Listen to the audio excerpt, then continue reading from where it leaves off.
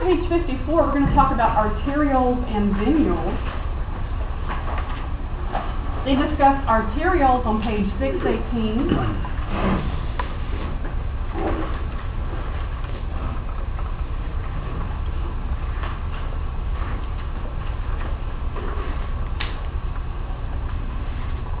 All right, so what is an arteriole? Small artery, right. These arterioles also have some muscle in their walls, but you'll notice, look how tiny these vessels are in comparison to, say, a regular artery. Arterioles are just smaller diametered vessels. They're still carrying blood away from the heart, but they have a smaller diameter than your typical artery. What are venules? Small veins. Small veins. And that, by the way, is your blank at the top of the page. Smaller veins are known as venules. And again, they have a smaller diameter than your typical vein, but their job is still the same as a vein, and that's to do what? Take blood back to the heart. Yes, take blood back to the heart. Good. Their job is to return blood back to the heart.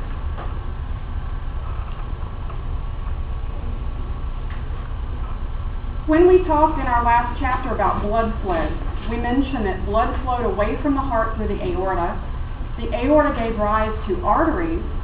Those arteries would branch into smaller arterioles. Finally, we reached the capillaries being the very smallest vessels that we have. Capillaries were important because that's where all the business takes place. This is gas exchange, nutrient exchange, what else? Fluid exchange. Anything you want to exchange, it's done at the capillary level. From that point, we go back toward the heart. What do we join with? Veins.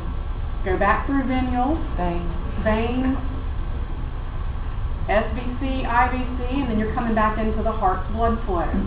So we're looking here at capillaries at this point, and that's the next thing on your worksheet. Okay, capillaries are really tiny, tiny vessels. In fact, they're so small that they only have one layer of thickness, and that's made up of tunica intima. And that's your blank. They're made up of tunica intima.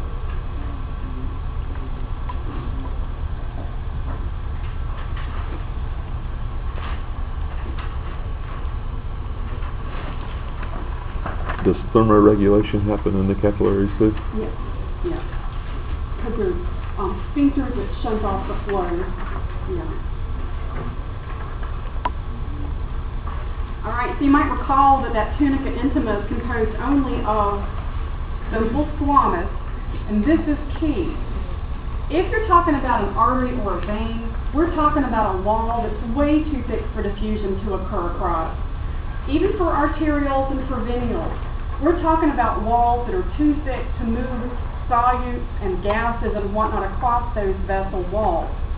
So when we're talking about fluid and gas exchange and nutrient exchange and waste product exchange, we are talking in the capillaries only. All cells and tissues are not very far from a neighboring capillary. I kind of think of capillaries like side streets because it's probably not too far to get on a road from your house. And so therefore, that's the way it is with cells and tissues. No cell and no tissue is very far from a set of blood vessels, specifically those capillaries. I had grabbed this slide off the internet. Do you see what's wrong with the caption at the top? Red blood cell. Is that a red blood cell? Probably not. How do you know it's probably not a red blood cell? A nucleus.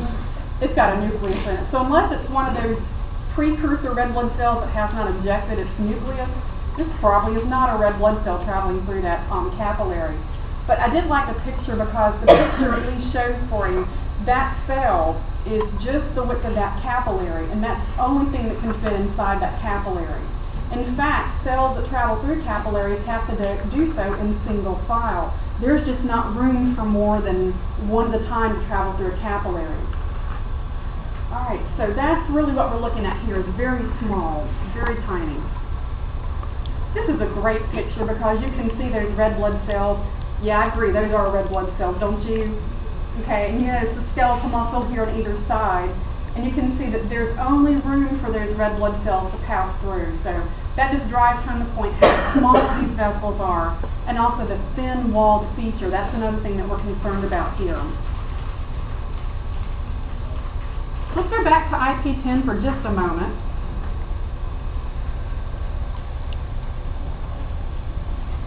This is just a diagram that shows us how arterioles and venules are connected. On the left-hand side here, we would say this is an arteriole. How do I know it's not an artery? Small, that's one thing. What else?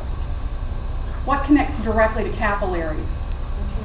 Arterioles. So since this connects directly to a capillary, we know that we're dealing with an arteriole here and not just an artery. This is what we call our capillary bed, and you'll notice in the capillary bed, this is where we're going to do our gas exchange and nutrient exchange. Why do we do it in the capillary bed and not in arterioles and venules? For distribution. Yes, the walls are thin, and look at the number of vessels you've got here. That increases the surface area over which you can do an exchange with your cells and tissues. So we're looking at increasing the surface area with these capillary beds. If you click to the next of these sequences, I wanted to show you something about the way these capillary beds work.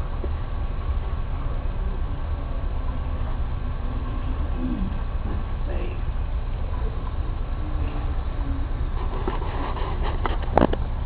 Okay, we're just watching here, and we're watching the blood flow through the arteriole, through the capillary bed, and then back through that venule.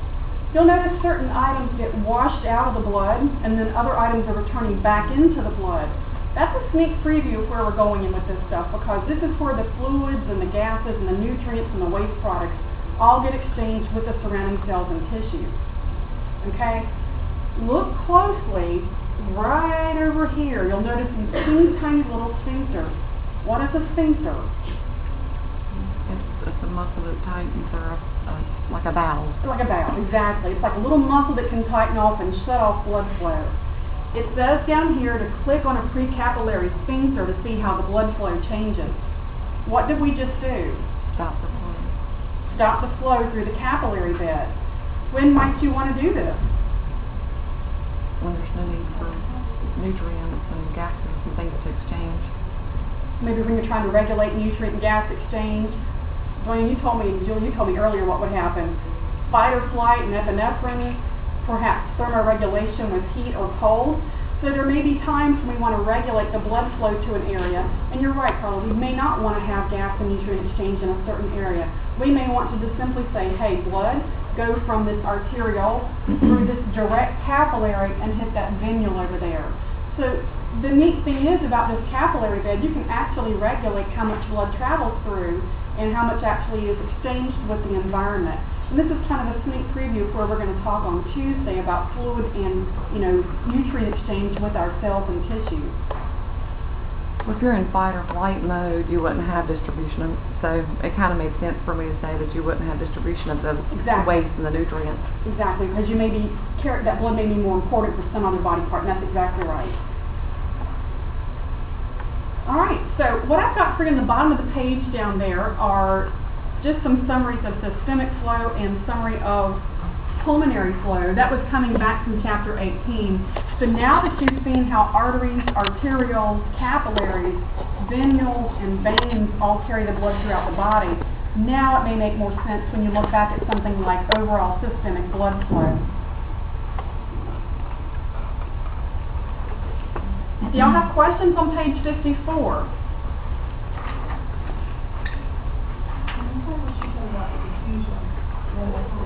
The rates of diffusion, they're going to be easier if you've got, say, like a small thin-walled capillary, that part. Yeah, if you're looking at the arteriole or the venule, their walls are just too thick, so they're not going to be able to diffuse gases across those walls. But if you have only one cell layer thickness as in a capillary, that's easy for diffusion because all of those nutrients and whatnot have to do is diffuse across that one simple thin wall. Right, the diffusion occurs through the capillaries, exactly. Does that happen with coronary circulation? Yes. Those arteries branch down in the capillaries in the heart muscle itself. We just didn't talk about it because we haven't covered this stuff yet, but yeah, they're going to have to branch down for gas exchange because there's not going to be gas exchange through the walls of those arteries.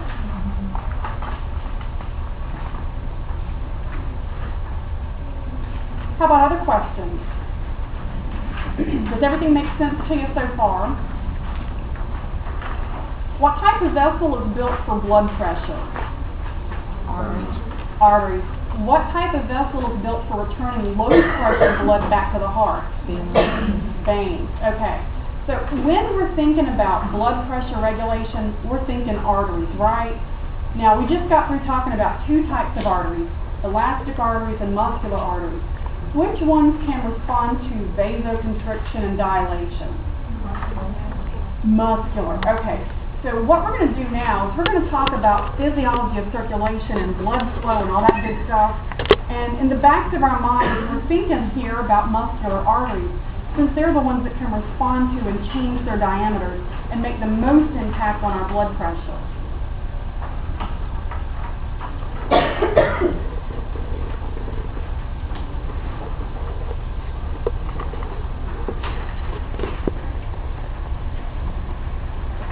Have you had physics before? Okay. This is a sneak preview of a physics lesson. I'm not going to get all into the physics here. We're just going to touch on what makes sense for our topic today. And blood flow, you'll notice here, is a measure of the volume of blood traveling through a certain vessel or an organ. We measure it in terms of millimeters of blood per minute time. This little equation here, they go into a lot of this detail in your book if you want to read a little more about it, but basically blood flow is equal to the pressure, the change in pressure over the resistance to that blood flow. The important thing to catch off of this equation is the fact that resistance is inversely proportional to flow. Inversely proportional is something we're going to talk about here. So that's just something to kind of note. I'm not going to have y'all calculate anything with this equation. There's no need for you to memorize it or learn it for the test. It's just something that we're going to take the next step on your worksheet on page 55.